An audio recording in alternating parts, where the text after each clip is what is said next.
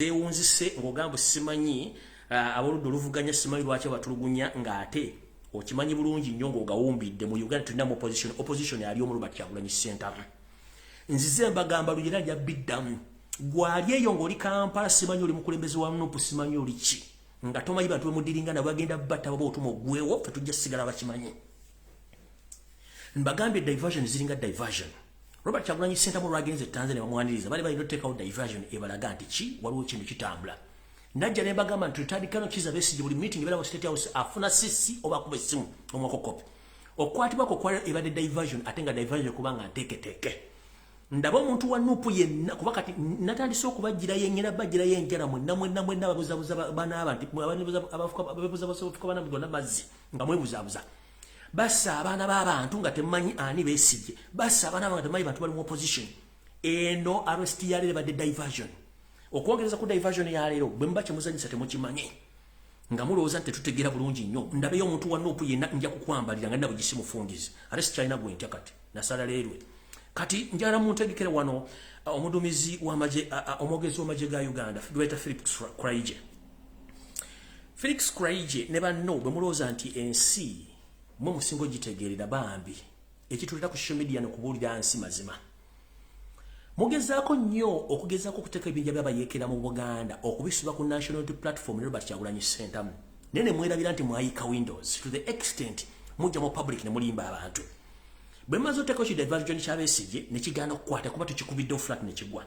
Ne muteekako ka diversion akala mbu waliwo abayeekera bakwatiddwa mu bitundu by'e Lubaga era ne mbadde paradinga ku media nti ku bali bano bayeekera basanze n'ebyokulwanyisa.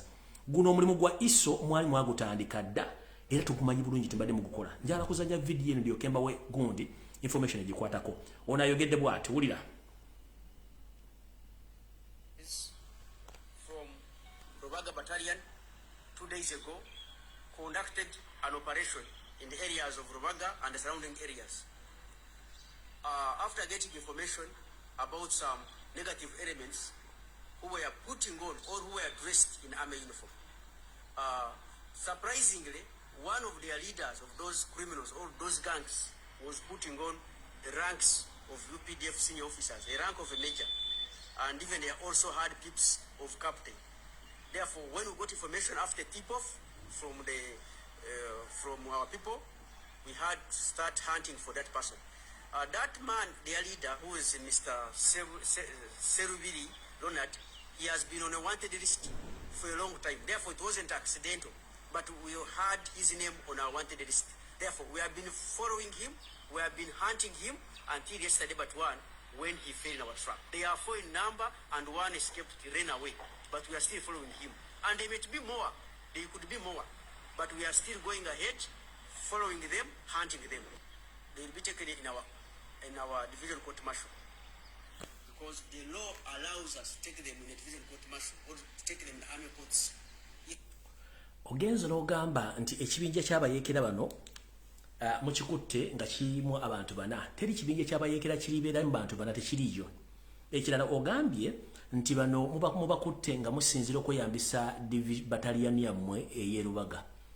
Njagala obuli Uganda yonna battalion kye ki? Era Lubaga waliyo ame barracks. Battalion kibinja kya namba y'amagye oba bali 200 wali 1000 ate nga battalion eyo ebeerako ennamba nti battalion number 1 battalion number 2 oba battalion number 5. Kati gwe kenyini ogambye bwoti wuliriza bwagambye. Our forces from Rubaga Battalion 2 days ago conducted an operation in the areas of Rubaga and the surrounding areas. Kasito gambye Lubaga Battalion awo diversion we komyo gitegeera nti diversion teriyo mu magye mu nsi yonna gye bayita Lubaga Battalion. Battalion has numbers that 1st battalion, 2nd battalion, 4th battalion, 5th battalion. Wano ogambye from Lubaga Battalion, do we have any army barracks in Lubaga division? Stop fooling Ugandans, gentlemen. We have some knowledge about the army. Bino bina mwagalageze buno bukodi bwa bya myaka jankaga twabukowa dda. Gwogambye kanji badde mu bujulire. Our forces from Rubaga Battalion 2 days ago conducted mugende mulimbe banyammwe omanyimu abasajja abanyalando obwongo nadamu abali abajja okuwamba eggwanga mulina obwongo butono guno galubaga battalion kanijala tegeeze eggwanga battalion kibinja ky'amagye ekina barracks nga eri station somewhere nga kine namba ndo bali bitano bali bisatu era namba eyo ebera either battalion 1 battalion 2 battalion 3 lubaga battalion ndebo jikibera ku Google nebo jikibera bitabe maje teriyo. That means you need to go back to school to learn more tricks of lying to Ugandans. They come back and lie to people. Muteka kuno binja na maji zino uniform bana bantu bolaba Museveni ekintu kyasinga okutya takiragera koddala kye bayite mundu gwe n'okwata omusibe n'omuteekako emiguwa gy'embuzi in the areas of Rubaga and the surrounding areas. n'omuteekako emiguwa gy'embuzi. After getting information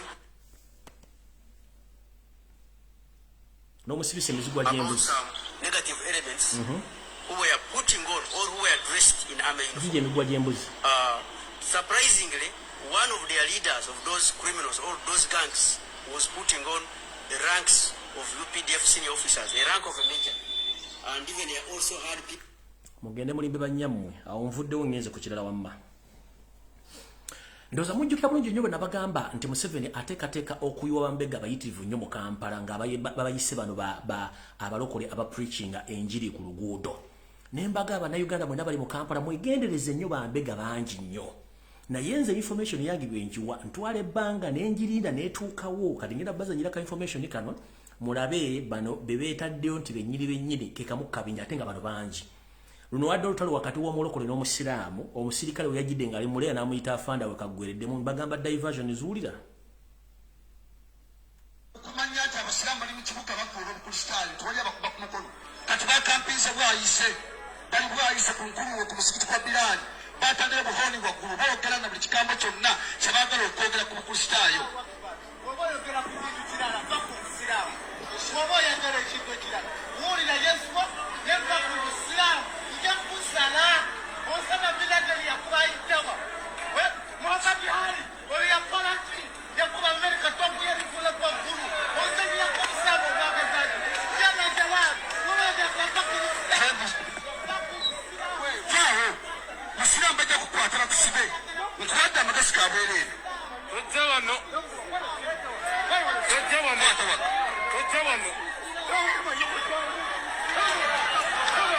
bajja kusibira bwereere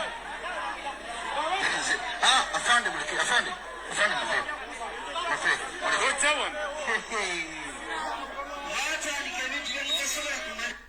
Ndowooza olidde ekigambo afande okitegedde babeerawo n'abasirikale ba ISO abakuuma kibayita afande ndoza mutegedde bulungi afande bali bongoyi za bulijjo ndoza mutegedde bulungi nabagamba nti bambega bali mu Kampala ako nako nkavudde kati ngenze ku information etuufu abala nabagamba nti bwe twali tugenda mu campaign yo seti babalo tobasira mutano wakala kyezinsi ate muzezede ensanga bisibe ya printing sente nyingi nnyo mu campaign era nezimulemera ziri namunkekeera nembaga nti ensimbi zino bagenda tandika ozigulamu amataka nga babawo ensimbi enfu nga bakuwa omusingi tosobola gutwala mu banka go banking nga n'enzikuba ne zifa baade bagenda zikosa mu kitundu kye kimu okutandika okutugula amataka g'essango B nazo n'enzikuba ne zifa kati kye bakoze baziwadde Nabbanja agende ng'azidistribute nga lezo video mwazina bwesebe zibaddiramu ng'ali mu Kampala agaba ensimbi era agaba sente zitatogana ng'obukolwa mu mabaasa aga brown.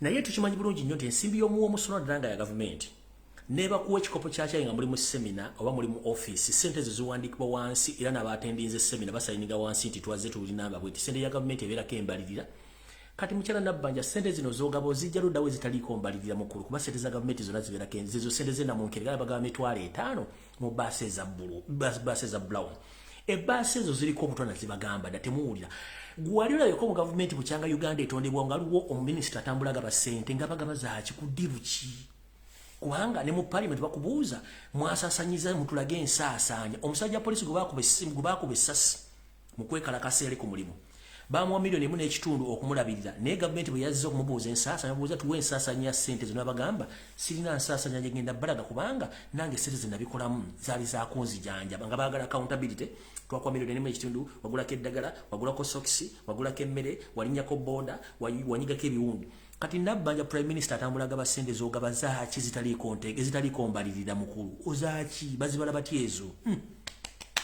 bagenda bagulako amataka bagenda bagulako ebintu mu Kampala nenga sente otwala ebintu bibiri sente enfu ofune n'akatwa biri ebintu ebi sente enfu ofune n'akatwa nawo nvuddewo ndowooza kati kantandike ne program wamma bulungi nnyo Sheebah mumaze bulungi nnyo n'ekigula lugi alright mwenda bannange njagala sumuzijjukidde bulungi muganda ffe wire wa Bible and Politics bambi ne lwayi bamutaddeko mu kkomera eya Facebook ndowooza bayinza omutte kuba bamuwadde essaawa 18 so alright ajja kulabikako era talabise ku lw'ensonga tebamutadde mu kkomera Facebook emusibye ayinza okulabika kenca oba ku lunaku olw'omukaaga naye nga most probably ajja kulabika kenca so Bible and Politics mwena abagoberezi n'abalabi omukulu wire asiimwe bamutadde mu lockdown ya Facebook taliyo olw'ensonga nti ayina information ayina videos yataddeyo ne bamu restricting era bamuteekako ekibulooka so tasobodde kubeera lwaliro mu musonyiwe ennyo mukulu wire asiimwe wa Bible and Politics so talina buzibu ali bulungi nnyo lwakuba nti bamutaddeko ekibulooka. Alright, kati tugenze ku video entuufu eyatuleese tutandise tutya ndowooza. Alright, nabage mutangi gino Katumba amala wenjogerere essaawa zino nga nena bwegisimufungize nafunye information nakulwajjo naye nga sobola kujja ku kitimba kino nategeezeddwako nti omukulu General Katumba amala ali mu buwambi mu makaage agamu ekkolo naye kiri mirundi ebiri nkiddamu kiri mirundi ebiri nabagamba nti engeri yokka Muhoozi Kanyirupama gy'ayinza okugamba nti atwala eggwanga ate mu bbanga eritali lyewala kye tuyita kudita abatamanyi kudita kwe kuwamba obuyinza n'owambiramu nababulumugu n'obweddiza kubanga Muhoozi ne Yoseri bakimanyi bulungi nnyo nti teri muntu ayagala mutabani we teri muntu ayagala Museveni babakooyedda kati bakimanyi bulungi nnyo nti Yoseri bahoro tabasira mutano wa kale kizimanyi kuno ku video kwoli nakugamba drone zange zibeera buli woli njala kutegeeza eggwanga era njala tegeeza Museveni njala kutegeeza nti obudde obuweddeyo ne bw'ona okola buli kimu ekyetaagisa obudde obuweddeyo butya mukulu ku lw'omukaaga oluwedde wali mu State House ng'ogenda mu Sabolyo n'ogw'ekigo ennume y'ekigo ne bakubira abasawo ne bajja abaakuyoolayoola nga ne bakutwala mu kitala kyo n'owummula mukulu wuumuze enkalabiyo olunaku lwajjo akawungeezi wadde okola ekintu kyekimunoddamu n'ogwa era mu State House abasawo ne bakuyoola ndowooza kye baakugambye okimanyi naye njala kugamba nti obukulu buwoomya ttooke ate tukugamba nti signs and symptoms ezikulaga nti anytime from now ogenda kuvaawo eziri tosobola kuzanya na nature wakwago bigo bibiri mu Buganda tugamba nti omuntu yenna akuze emyaka kasitaagu ekigo kiba kitegeeza ekiddako kukola ki kuzikira era njagala bbawo ekyokulabirako nti omuyembe bwe guba nga gwengedde gujja muto nnyo ne gufuuka bwa kiragala ne gwengera ne guwulukka kiki ekiwanula omuyembe ogwo okuva okugenda okugwa ku ttaka kitegeeza obudde bwagwo buba buwedde mukulu mu Buganda kasita ogw'ebigowa bindaba bisatu kitegeeza eyo basime wakwagwako bibiri ekimu wakigwa ku lw'omukaaga ng'ogenda mu ssabo ekimu wakigudde ejjo ku lunaku olwokusatu osigazizza ekigeeki kitegeeza oba ogenze ye pressure eriwo gye mutadde ku bannayuganda ng'oyagala otuteebyakako ekiwongole kyo ekitayona kigenda kuyita naye nkugamba nti akalina abiri otega kalaba agamyuka akasolo gegamyuka n'omutezi Museveni akalina abiri otega kalaba era tugamba nti agamyuka akasolo gegamyuka n'omutezi mukulu era njagala kubikira sina kubikira kankutegeeza omanyi bannayuganda tulabira mangu ate tulema nnyo n'okutegeera ebyobufuzi engeri gyebitambulamu batugamba nti balina birthday bagitambuza ffe tubaga that's not birthday baga si birthday balonkinga kino ekiwulembe ne mulowooza nti nsaaga bakitambuza eggwanga lyonna naye olwokuba nti ate yakoze ekikolero ky'okwagala okulepinga Sheebah kalungi kyagenze ne kifulopingira ddala ne bateekayo muwenda mbu yakoze ekikolobero eky'okutigaatiga omwana n'amukwata mu mbugo nno Muhoozi Kanyirupama yakoze ekikolero ky'okukwata mu mbugo za Sheebah kalungi kati ekizibu kiri kitya ekizibu kiri bwe kiti Muhoozi talina waasobola kuyita kufuuka president wa Uganda okujja ng'akoze ekyetuta kudita ekyokuwamba ate very soon kigenda kubeerawo naye agenda kuwamba atya ayina kusooka bw'aba tatadde bajje na basinga obungi mu house arrest ayina kubatta busi era ensonga lwaki Katumba amala wetwogera kati ayinza okuba ali mu house arrest kubanga bamuteekayo 2 days back nakati akyalimu jjukira ti mbadde mu kkomera basobola okuba nti nkifulumiza ne bamutenca oba n'afuluma ku media naye ng'ali under house arrest era mukulu Katumba amala bw'obanga olina omukyalo Omunyarwanda gw'olina mu maka ag'okubiri omukyalo oyo abuulira Museveni ne Muhoozi buli kimu kyonna ky'okola n'ekyotambulira nkiddamu Jeno Katumba mala boyino omukyalo Munyarwanda gwe baŋŋambyeko n'omukyalo Munyarwanda mu makaago ekkololo omukyalo oyo mbega era ndoza yagenda okuviirako okufaako kubanga yakutracking yabudde abana basajja buli kimu kye bakola so njala otegeeza eggwanga nti Jeno Katumba Wamala ali under house arrest and supervised by SFC on orders of Muhoozi Kainerugaba because Muhoozi is planning anytime a coup d'etat against his family, but it's a well-planned coup d'etat because they know Museveni anytime is living in the country is not feeling well. As I've informed you that this man has just fallen 2 times on Saturday and yesterday in the evening. So he's not well. So mukulu tukimanyi bulungi nyo mu planning naye ensi ekyusa amaaso nga n'envubu okyusa akalina abiri otega kalaba. Okitegera otega kalaba. N'agamyuka omutezi gegamyuka n'akasolo kati kiri ye muli kubanga mwe ssaawa yammwe weddeko tetukyalina budde bwammwe.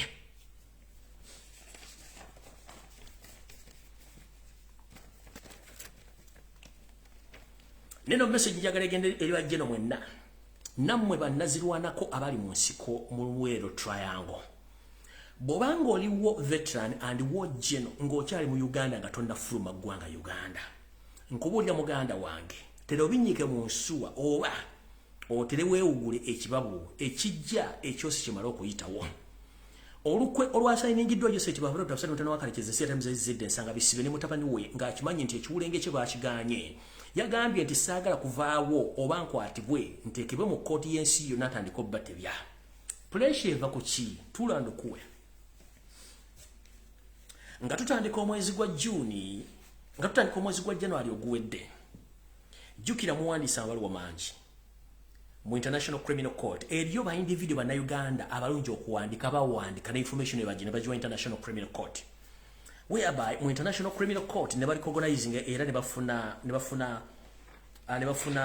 okusaba ko bana Uganda okuba nti abantu abagenda twalibwa mu International Criminal Court muno mu USA tebahoro tosere mutano wakalekezi mutabandi we Muhoozi Kainerugaba omuli Abe Kandiho kale kalekezi kayihura Peter Ereru Mugisha ono eyali wa polisi ya Robert Kyagulanyi Sentamu wepo n'abala bangi nnyo abateekeddwa ku nninga ekitongole kya kkooti y'ensi yonna ekibaagala bukubiringa ne gisimufungize. Yose eriyo no bamuwandikira ebbaluwa ng'emutegeeza nti bamwetaaga mu January n'asooka n'agawumbira n'atuulaawo n'alowooza nti bamwagala baazemu bamuwa reminder ey'okuba nti bamwagala akimanyi bulungi nnyo nti bannayuganda bamuwaabira ate emisango gigenda musinga. Ate ng'akimanyi nti mu bantu abamu abadduka nga baakawamba n'abala bamanyi ebikolwa bye byakola bangi nnyo gye bali batudde. Kati kyagenda okukola bw'obanga oliwo veteran nenga mulimu ne bajjeno bawo veteran generals please mutere mbinyike mu nsuwa kubanga Museveni tayagala muwaako bujulizi mwenna mu kudditeeno oba mukiyinza okugwa mu kukyusa obuyinza mu very soon. Amazima gali nti mwegendereze nnyo ebintu ebigenda maaso mu ggwanga. Yensonga lwaki mula nti amagye gali deployed everywhere but most especially mu Buganda kubanga wali ekimyusi ky'obukulembeze ate bano bakoze futwa bakoze ekintu ekikyamu. Kati mwenna njagala bategeeza buli muntu omanyi nti omanyi ebikolobero bingi Museveni bye yakola please tero binyike mu nsuwa nga nabyo gisimufungize kubanga ekigenda okugwawo muyinza kifuuwa nga mukizza munda. Ekyo mukitegedde bulungi. Muhoozi Kainerugaba ebintu byokola mukulu tebikulabisa nti olina ky'osobola okukola mu ggwanga tekiriimu singa aliyagala obukulembeze nga bwe wali okirowoozaako. Bwandimaze Sadi Hasti gye wagwa wandibadde weenyigira mu community work kyakulema wadda mu kuwamba bantu kulepinga bakazi kukuba baana b'abantu na kutta baana b'abantu na kubawamba. N'ekikulu ekira kyewakoze ekikulaga tolina ky'oli wavuddeyo n'obubaka obuwandike ne bukulema ne ku ssimu ne bukulema okusomerako kwe kyewakoze eky'amaanyi kwe kutigunjula embugo za muwala jjana gwe tuyita Sheebah Kalungi naye n'atya okwogera ensonga zino. Ensimbi z'ofukumula zonna ku birthday naye ng'ate ronki. Amasomero ssaawa zino abasomesa abamu baganya okudda okusoma tebalina musaala. Amalwaliro abasawo bali mu kwekalakasa tebalina musaala. Gw'olowooza nti ensimbi zino ziba teziyamba bantu brain za monke mbunawe oyagala obukulembeze which is impossible tekisoboka. Njala otegeeza bannayuganda mwenna nti ebintu bigenda mu maaso mu Uganda nga bategese kudditeeno bye bino wano wammanga. Singa kudditeeno ebeerawo Muhoozi Kainerugaba program talo gyamuwadde kwe kususpendinga indefinite okususpendinga constitution ya Uganda gijjawo n'okuggalawo embassy za Uganda zonna mu nsi ezinaaba tezikkiriziganyizza na kikolwa kya Muhoozi Kanyirupama okuwamba egavumenti ya Uganda oba okuwamba eggwanga Uganda. Embase zino mu nsi ezimu zijja kuba ziggalwawo. Bwe bamala oziggalawo mu nsi ezo nga n'ensi ziri ziragirwa okuggalawo embase zaazo mu Uganda. Era kino kigenda kukolebwa ng'ono yakamala okutwala nga yakamala okuwamba obuyinza kyesimanyi kinaasoboka. Bino byonna babikola olw'ensonga tebasinziira nti babataddeko akazito mu International Criminal Court nga Museveni kennyini yeyeeterawo akanyama baga nti bw'ogoba musajja munno olekanga mwezi n'akoza. International Criminal Court nga bwe yawandikira Museveni muga nti mwetaaga. Museveni akimanyi nti ebbaluwa zino zibaddengayo ebbanga ddene okutuuka Robert Kyagulanyi Ssentamu bwazze n'ekibiina kya National Platform ne kimugjamu engone otimuleka alinga ali bukunya. Museveni abadde akozesa amagulu meeru okusinziira mu bitundu by'enjawulo mu nsi yonna okumukuutira akadingidi mu magulu meeru bannamateeka ne bannabyabufuzi okuba nti tebamwogerako. Era nga n'ekikolwa kye yakola ekyokuba nti yasapootinga ekitta abantu mu Rwanda mu lwaka lwa 1994 yakiyitako balabe bali mu okuwenemba n'emisango egyo nga ye wali yeetulidde yeesudde gwa nagamba ng'endiga eyasize ekibya. Naye kati munne tuga nti okaledda kaddadda envunyu ogirya mu katiko n'ekulira mu kofini eyamwawulula esiridde kubanga International Criminal Court emwetaaga ate n'abantu baali bakozesa okuba nti abawa ensimbi okubanga abavujira ensimbi okubanga boogera ebitongole ebyenjawulo batamusika ensimbi zimukeeye olw'ensonga nti mujjukire talina waazijja. Mu bantu babaddawo musimbi mwe mulina akakyala ako kemulaba akoogera oluzungu kyokka nzalwa ya Uganda kwe bayita Pretty Patera k'Ebungereza. Muno mwe muli omukyala gwe bayita Million Black oyo akulira embassy ya Belgium n'ensi ezisinga mu Europe y'omu ku badde boogera ebigambo Museveni nga bamugezaako omusimbira ekkuuli obutatwala mu kkooti y'ensi yonna nga bano basasula omusimbi omupyano omukadde weewuuze mu bannayuganda bonna basoma ebitabo lwaki omuzungu ate akiikirira Uganda mu nsi z'amagulu meero ddala ez'omu Europe. Muno mwe mulina abayindi Museveni bye mu bizimbe omugenzi Idi Amin Dada byaleka amaze okusasulira bano bali mu ggwanga lya Bungereza nabo bakola omulimu gwe gumu. Muno mwe mulina Katikkiro w'Obungereza yawummula mwe mulina abalala bangi nnyo. Naye mwe mulina oli muganda wa Kayanja pasita kubayita John Ssentamu bemu ku batabadde babavujira omusimbi okuba nti tebakola fujjo oba kwogera bintu byonna Museveni byakola. Naye twogera essaawa zino munnange ensimbi zimukeeye teziriiwo. Ababanja bakimanyi nti naye yakola ebikolo bye batuddewo ne bagamba muzeeyi batatuwadde ssente tetulina kyakukola. Kati omusajja ali ayoga mbugumiga mutwakadde ne mulaba atandise okutambula nga teyeefiirayo munnange birowoozo alina nkumu gwali eyeerira akawogoko ne weebaka n'otula bulungi. Omusajja alina ensimbi empya n'enkadde okwetola ensi yonna takyasobola zijjayo. Akimanyi agenda kufa naye zino embuzi n'embaata azirekeddaani. Twe twabagamba nti mukola ebirukolo ku bannayuganda mujja tuuka okujja obbeetondera nga obudde bugenze. Yose eryo okimanyi bulungi nnyo ebikolobero by'okoze okalya ddakaddadda abantu basizze mundu obasibye obawadde obutwa naye naawe famire ejja bikombako. Kati njala bategeeza buli muntu wooli olwaliro kutandika nolanga maliriza nga ntandika video buli kasente kofuna ng'oli mu Uganda kwata nusu 10 ozisimira akabokisi oziteekemu. Zino sente zo si zange si za struggle. Ekivunulwa nti ensimbi zino zijja kwetaagisa gye bujjako katono nnyo. Buli saving nusu 10 zino sente zaki za nkyukakyuka. Tozirya tozigaba funa akabokisi otekemu nusu 10 zigenda kuyambanga gwe singa wabaawo ekintu kyonna ekijja mu bbanga ttono nnyo kubanga ffe tumanyi nti kigenda kujja.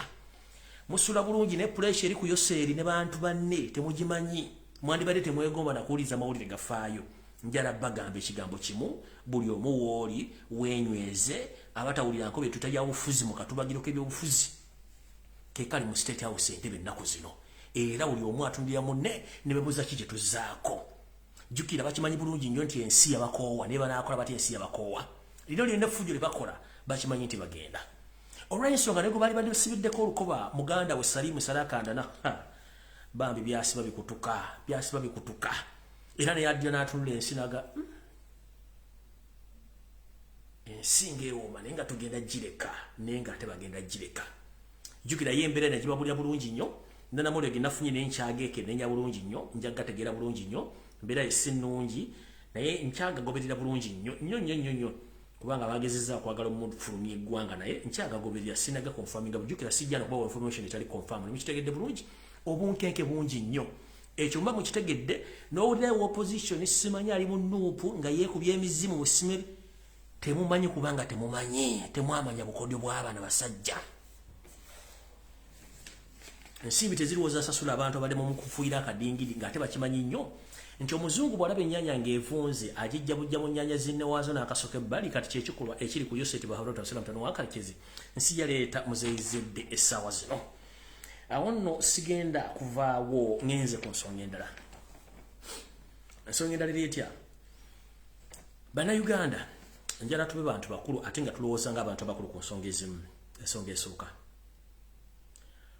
nzize mbagamba lunye nti nga tutadde ebyobufuzi ebbali kozesa obwongo bwo kozesa omutwe gwo kozesa amaaso go olowooze bajjajjaabo abaagaggawala baatandika batya okugaggawala gwe lwaki kitaawo naawe muganya okugaggawala owavu baluma gwe lwaki essaawa zino abaana bo basindika ne bagenda mu middle east okubonaabonerayo naye ng'ate ensi eziri mu kuganyulwa mu ssente zaffe zigaggawala nga tewali wadde ekintu kiriyo ekiraliikiriza bannansi baakyo kintwalidde ebbanga ddene nnyo okubategeeza bannayuganda kubanga ekintu kino kyali kyabalema okutegeera njala okubaza abanyankole mwenna indigenous ankole people. I'm very happy that these days you've started to differentiate between the infiltrators and the real banyankole.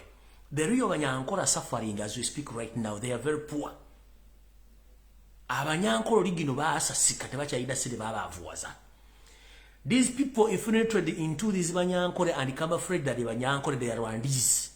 That's why now they have started coming out to speak the truth. These are the Rwandese people who came pretend they are banyankole. They are not banyankole. The real banyankole are very poor and they are suffering like we other tribes in Uganda. Remember, tekibadde kyangu nnyo namwe kenyini tekibadde kyangu kusobola ku nsonga z'Abanyarwanda kubanga tubabuuza bw'oli omukulu oli era njagala kuwoninga amalogerako mu archive yange